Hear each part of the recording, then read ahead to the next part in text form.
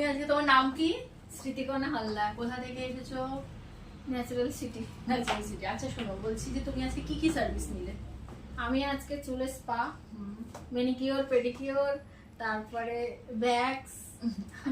সব থেকে বড় কথা হচ্ছে চুলটা তোমার কি হয়েছিল? ড্যামেজ। চুলটা খুব ড্যামেজ হয়েছিল, চুলটা স্পা করে চুলটা খুব সুন্দর হয়ে গেছে। হ্যাঁ, আমি একটা ভিডিও ছাড়বো, মানে রিলস ছাড়বো, কিন্তু এটাতে যেটা আছে সেটা ও স্ট্রেটিং স্মুথনিং অনেক দিন আগে, কতদিন আগে করেছিলে লাস্ট?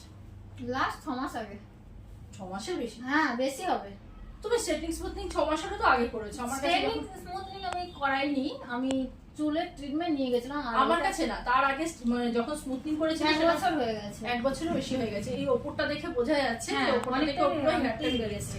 আর এই জায়গাটা প্রচন্ড ড্যামেজ হয়ে গেছিল, প্রচন্ড ড্যামেজ হয়ে গেছিল, যেটা দিদি ঠিক করেছে এটা।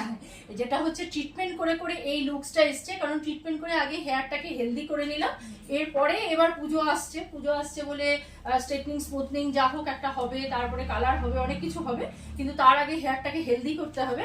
তা এই যে এখন স্মুথনিং না করেও আজকে ও ট্রিটমেন্ট নিল, ট্রিটমেন্ট নেওয়াতে ওর এই হলো হেয়ারের লুক। একটুখানি আসো।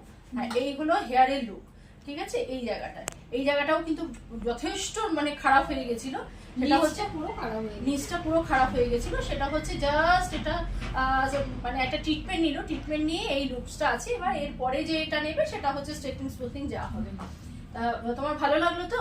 খুবই ভালো। আমি তো তোমার কাছে ছাড়া তো করাই না, আমাকে তো আসতেই হবে এখানে। আচ্ছা, খুব সুন্দর সার্ভিস, সবাই আসুন, ভালো সার্ভিস দেয় দিদি। আর দিদির কাজটা খুব সুন্দর, এখানে যারা কাজ করে সবার কাজ খুব সুন্দর। আচ্ছা, ও এরপরে ফেসেরও নেবে, হাইড্রা, লেজার, এগুলো সবই নেবে, কিন্তু এখন টাইম নেই।